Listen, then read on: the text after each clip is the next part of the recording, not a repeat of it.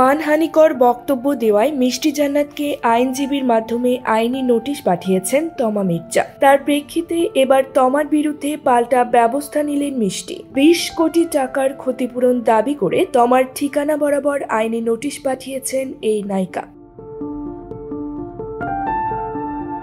আজ 27 মে নোটিশটি ইস্যু করা হয়েছে। মিষ্টির পক্ষে এটি পাঠিয়েছেন সুপ্রিম কোর্টের আইনজীবী কামরুজ্জামান কোচি। সেখানে লেখা হয়, তমা মির্জা মিষ্টির নামে অসত্য অভিযোগ এনে নোটিশ পাঠিয়েছেন। এটি তুলে নেওয়া ও ক্ষতিপূরণ হিসেবে 20 কোটি টাকা না দিলে মিষ্টি তমার বিরুদ্ধে আইনগত ব্যবস্থা নেবেন।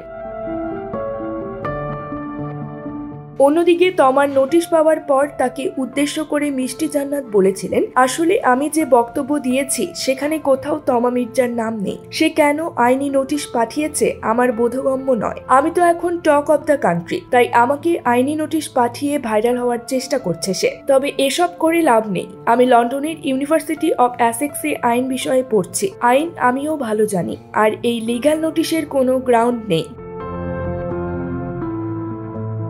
সম্প্রতি চিত্রনায়ক শাকিব খানের পারিবারিক একটি সূত্র নাম প্রকাশ না করার শর্তে জানায়, কিং খান ফের বিয়ে করবে। তার জন্য এবার চিকিৎসক পাত্রী খোঁজা হচ্ছে। এরপরই আলোচনার কেন্দ্রে চলে আসেন চিত্রনায়িকা মিষ্টি জান্নাত। যেহেতু অভিনয়ের পাশাপাশি তিনি একজন দাঁতের ডাক্তার।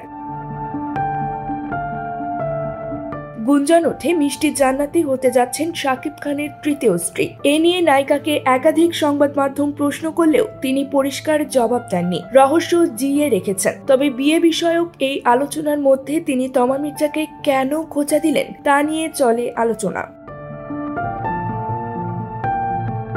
গত 10 বছর ধরে চলচ্চিত্রে কাজ করছেন মিষ্টি জান্নাত, তবে এখনো কোনো চলচ্চিত্র আলোচনায় আসতে পারেনি। কিন্তু গত কয়েক সপ্তাহ ধরে শাকিব খানকে টেনে মন্তব্য করেই অধিক আলোচিত হচ্ছেন তিনি।